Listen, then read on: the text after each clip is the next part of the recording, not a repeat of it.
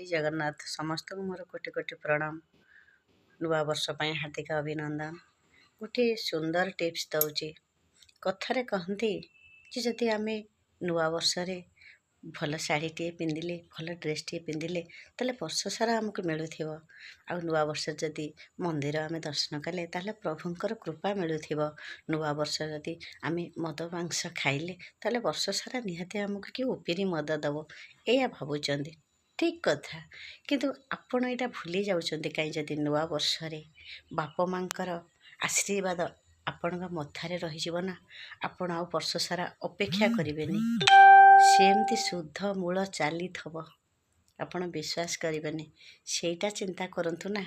आ सेई दिन बाप मां को किछि फल जिनस खाइबा को दियंतु ना तांको पाई जाइकिरी प्रभुंक पाखरे टिके मानसिक करंतु ना। मो बापा को देह भल रखंतु